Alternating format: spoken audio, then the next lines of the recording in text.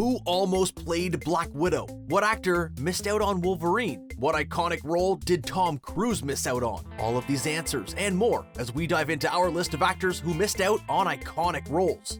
First off is Emily Blunt. Since 2012, she appeared in Looper, Edge of Tomorrow, and Sicario, among many others. Just last year, she starred in both A Quiet Place and Mary Poppins Returns. Emily Blunt has not been starved for great work, but she did miss out on one role we can't help but wonder about. Back in 2010, Blunt was cast as Natasha Romanoff, aka Black Widow, in Iron Man 2. The role was fully confirmed and everything. Unfortunately, Blunt had prior commitments. She was shooting the forgettable Jack Black comedy Gulliver's Travels and had to drop out of the role. This was probably pretty upsetting at the time and makes us wonder what she would have done with the role over the course of the series. Remember the movie Valentine's Day? It's almost entirely faded from the cultural consciousness, but it's easy to forget how big a deal it was at the time. This supersized rom-com featured an ensemble cast of megastars that included Anne Hathaway, Jamie Foxx, Bradley Cooper, and even Taylor Swift. Also starring was Julia Roberts, and you can understand why she wouldn't want to give up a part in such a big film. Still, Julia must have been kicking herself after she turned down The Blind Side, the drama that earned Sandra Bullock an Oscar and kicked off Bullock's career comeback. Is The Blind Side a particularly great or well-remembered movie? Not really, but neither is Valentine's Day. Well, she's beautiful. She makes me laugh. And she does my geometry. Bonus. Tom Selleck is best known for playing the TV detective Magnum P.I., or more recently, the TV police commissioner John Blueblood on Blue Bloods. We assume that's his character's name. We've never seen it. One role Selleck is not known for, however, is playing Indiana Jones. The part was actually written for Selleck. George Lucas did not want to continue working with Harrison Ford and wanted Selleck instead. Unfortunately for both of them, Selleck was unable to escape his commitment to the massive hit show that was Magnum P.I. and had to pass on the role. It may have been lucky for us, however, as Harrison Ford is perfect for the role. He doesn't even seem to want to give it up now. How you feel about Charlie Hunnam is largely dictated by which projects of his you've seen. If you've seen Sons of Anarchy or The Lost City of Z, you probably think that he's pretty good. If you've seen Pacific Rim, you probably don't. Whatever you think of Hunnam, you have to wonder what could have been when you hear that he was originally cast to play Christian Grey. Grey, of course, is the eccentric and kinky title character in 50 Shades of Grey.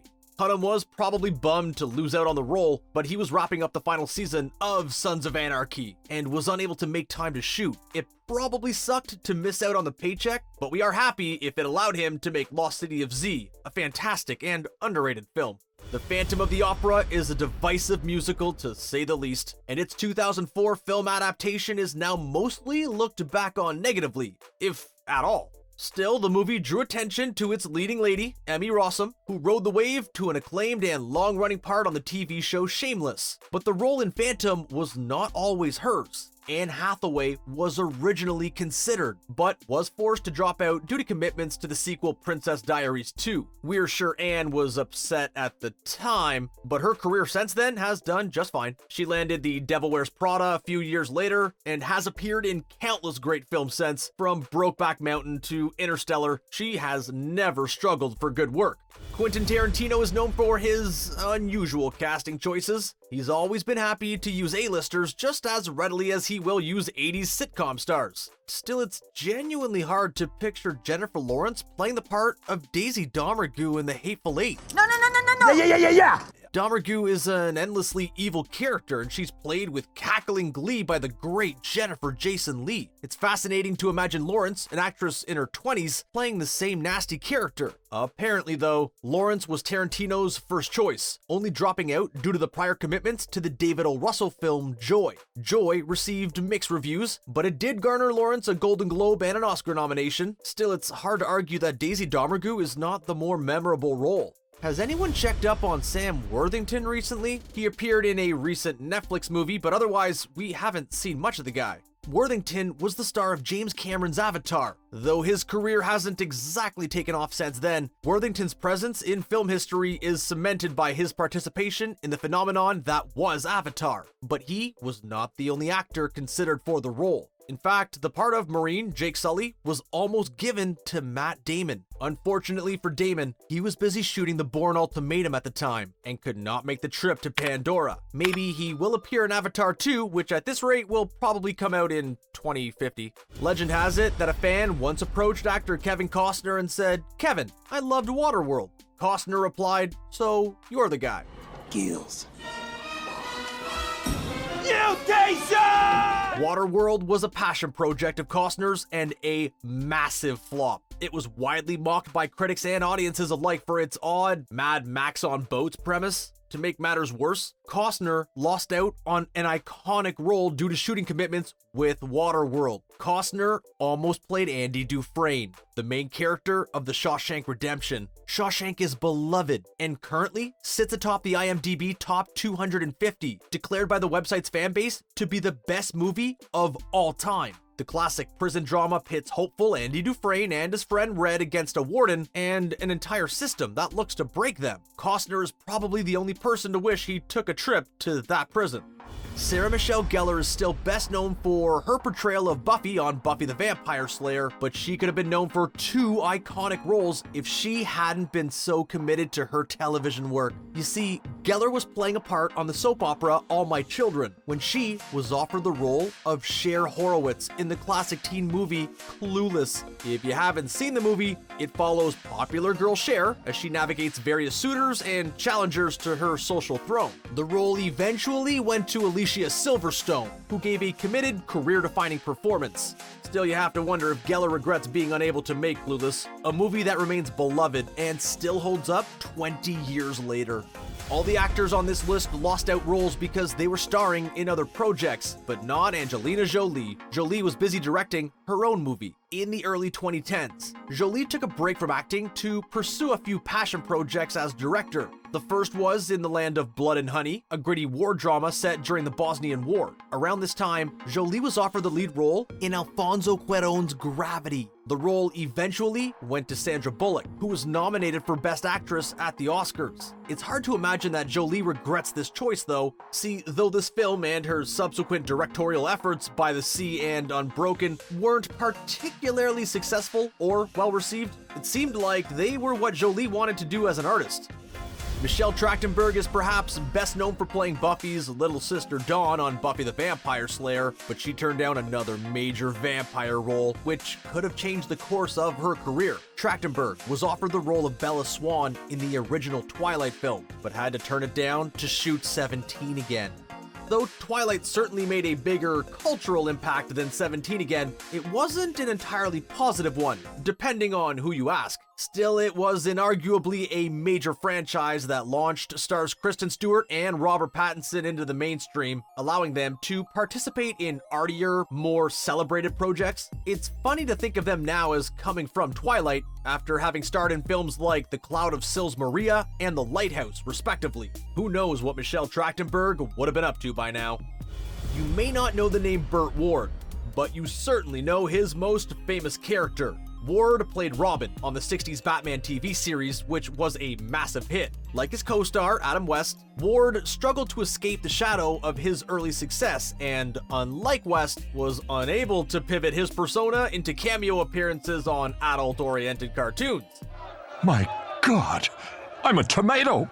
But Ward had his eye on more serious roles and almost nabbed a great one. If he was able to get out of his Batman contract, he would have played Ben Braddock in The Graduate. The Graduate, for those who don't know, is about a disillusioned college grad who finds himself caught in two relationships with two very different women. It was considered both controversial and revelatory at the time, and is known as one of the films to launch the new Hollywood movement. Suffice to say, this movie was a big deal, and made a massive star out of Dustin Hoffman, who played Ward's part. Anne Hathaway was considered one of the highlights of the third Christopher Nolan Batman film, The Dark Knight Rises, but in order to complete the film, she had to pass on another big movie, David O. Russell's Silver Linings Playbook. To be fair, her reasons for dropping out were also listed as creative differences, which is easy to understand considering that O. Russell is notoriously difficult to work with. Regardless, the role went to Jennifer Lawrence, and she won an Oscar for her portrayal of the high-energy character Tiffany Maxwell. This role role led to several high-profile collaborations between Lawrence and Russell, namely American Hustle and Joy. Still, the reputation of these movies has seemed to lessen with time, and despite coming out only a few years ago, Silver Linings Playbook is all but forgotten now. No other actors on this list got a second shot at playing their role, but Pierce Brosnan certainly did. Brosnan played James Bond in 5 films, starting with GoldenEye, but his road to Bond was a long and complicated one. Brosnan met producer Cubby Broccoli in the early 80s and was promised the role of Bond as soon as he finished his run on TV series Remington Steele. Years later, Remington Steele was cancelled and Brosnan was announced as the next Bond. The publicity caused NBC to renew Remington Steele, forcing Brosnan to return. The producers cast Timothy Dalton for the next 2 films, with Brosnan only being able to step in almost 10 years after initially being offered the role. Getting to be 007 ain't easy. Though she managed to swipe roles from 2 A-list actresses on this list, not even the mighty Sandra Bullock is untouchable. One of Bullock's most beloved films is Miss Congeniality, about a Secret Service agent who goes undercover as a contestant in a beauty pageant. Around this time, Bullock attached herself to $1 Million Baby, a boxing drama set to be directed by Clint Eastwood. The film took a long time to get off the ground, and by the time it did, Bullock was already filming Miss Congeniality 2, Armed and Fabulous. The part Bullock was supposed to play went to Hilary Swank, who won Best Actress at the Academy Awards. But as we said before, Sandra Bullock has been enjoying a career renaissance for the past decade, so maybe it's okay she lost out on this one.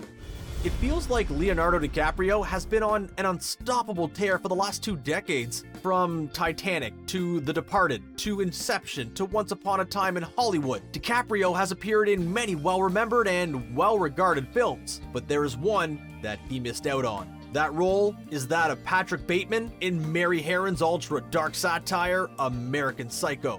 Harron wanted Christian Bale, but the studio behind the film wanted DiCaprio to play the role. The project was put on hiatus, and DiCaprio started shooting Danny Boyle's The Beach. By the time Psycho started shooting, DiCaprio could not leave the film, and the role went back to Bale.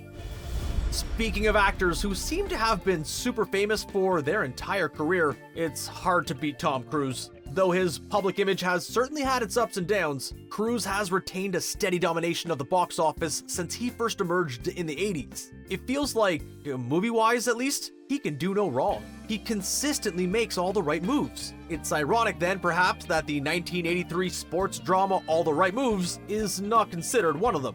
This little-remembered football movie features Cruise as an athlete trying to escape his working-class Pennsylvania upbringing. Cruise chose the film over another part he was offered, that of Ren McCormick in Footloose. His role eventually went to Kevin Bacon. Let's dance!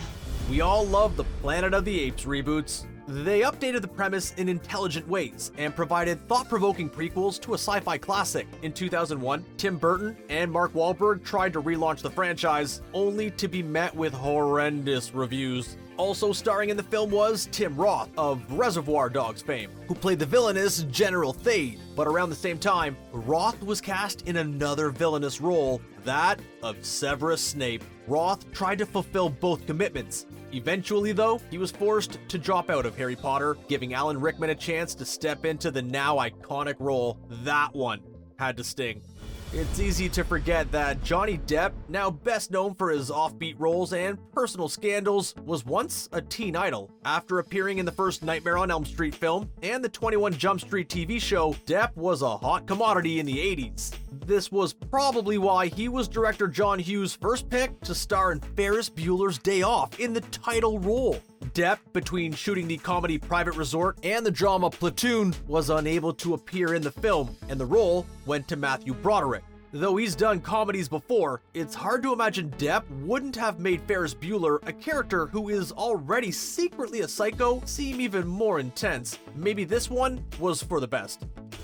You have to feel bad for Dougray Scott. You may not know the name of this Scottish actor, but he was almost very famous. He was poised to hit it big after being cast as the main villain in Mission Impossible 2 alongside Tom Cruise. Off all of this new buzz, Scott was cast as the lead character in a new comic book film. He was set to play someone named Wolverine in a movie called X-Men.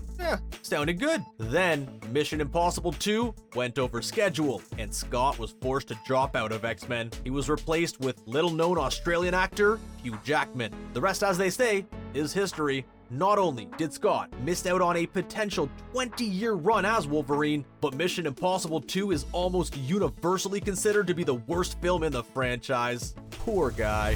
What do you think of our list? Would any of these actors be a better choice than who eventually played the role? Did we miss any famous examples? Let us know in the comments, and remember to subscribe to Screen Rant for more great Dougray Scott content.